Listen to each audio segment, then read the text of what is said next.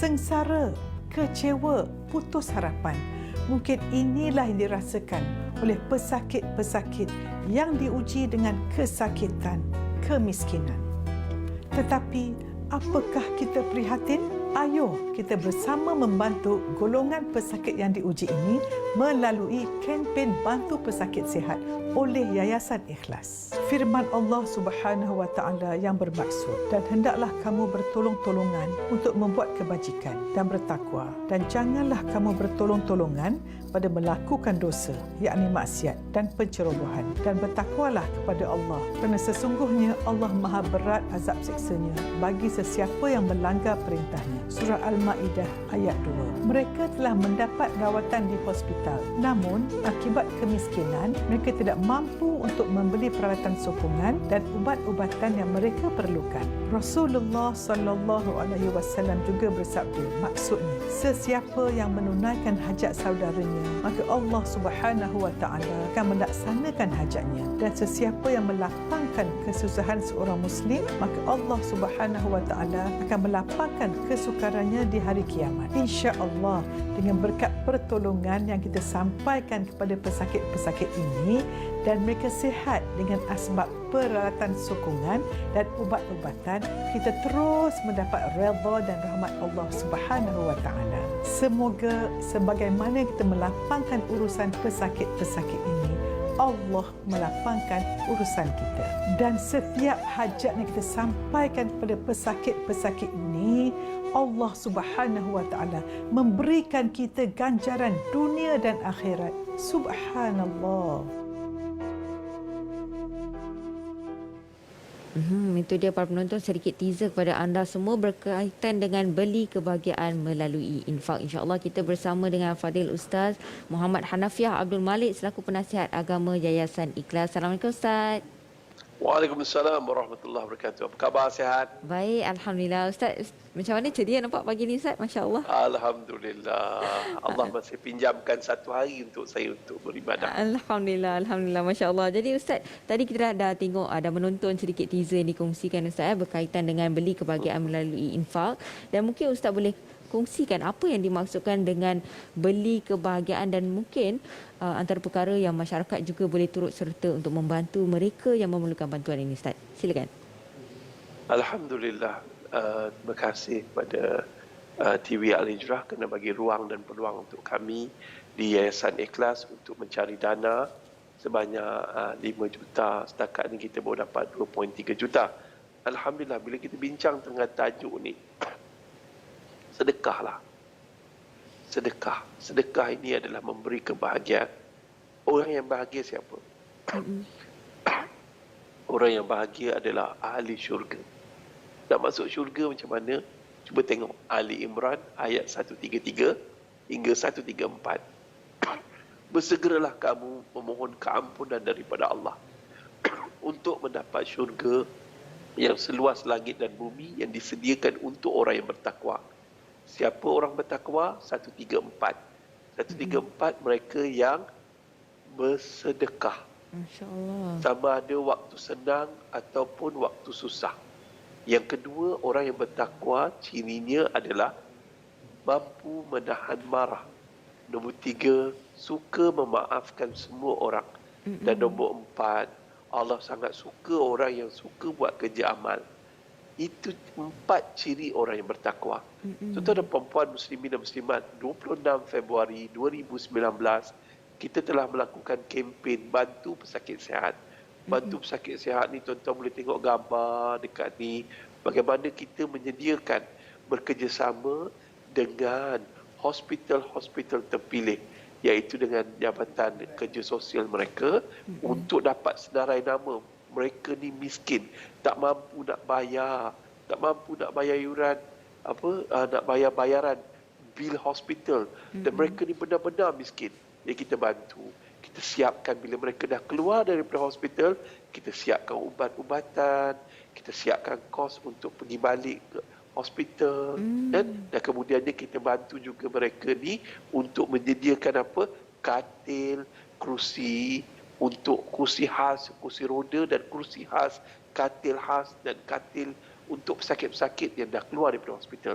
Dengan alat bantuan ini, tuan-tuan dan puan-puan muslimin dan muslimat, kita telah meringankan bebanan mereka. Bila kita ringankan bebanan mereka di dunia, Allah akan ringankan bebanan kita di akhirat. Mungkin asbab sedekah itu Allah pilih kita untuk masuk dalam syurga Allah Ta'ala.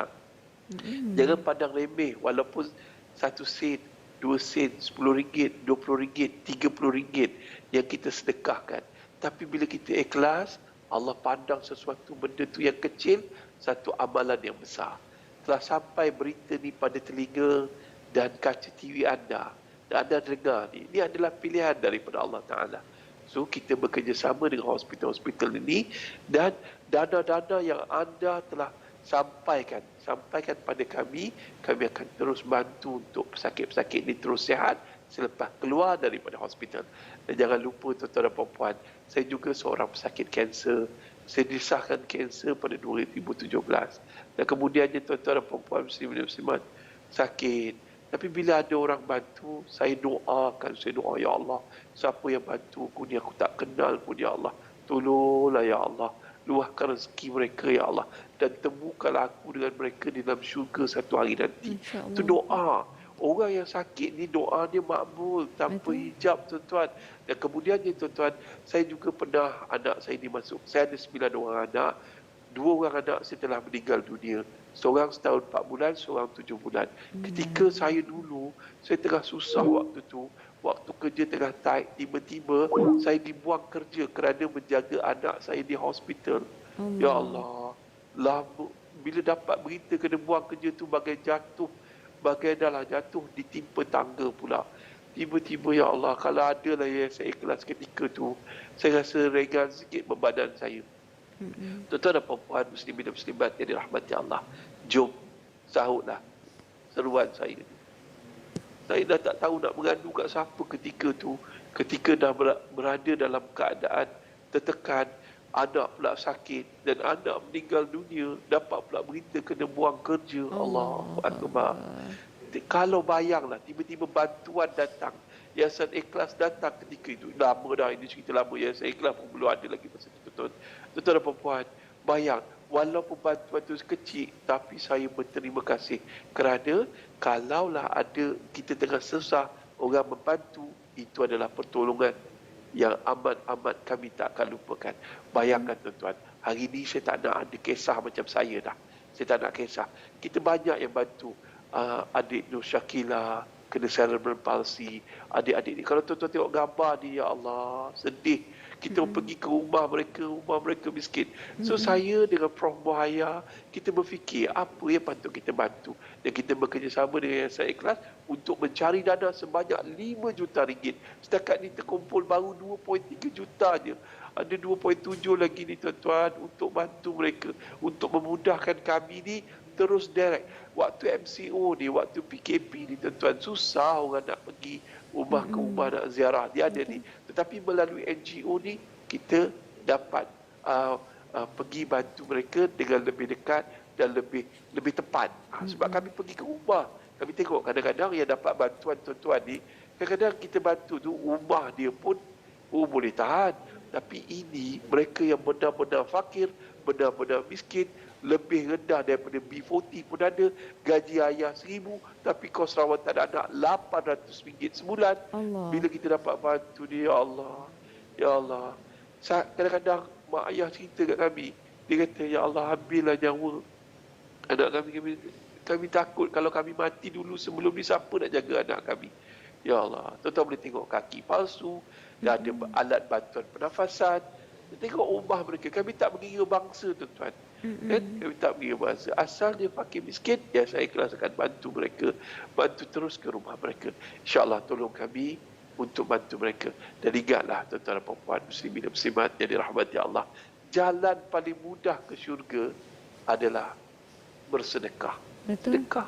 Sedekah tak ada rukun, tak ada syarat, tak ada apa yang boleh membatalkan sedekah kecuali 2. Yang pertama, mengungkit. Yang kedua, menyakiti hati orang yang kita sedekah tu.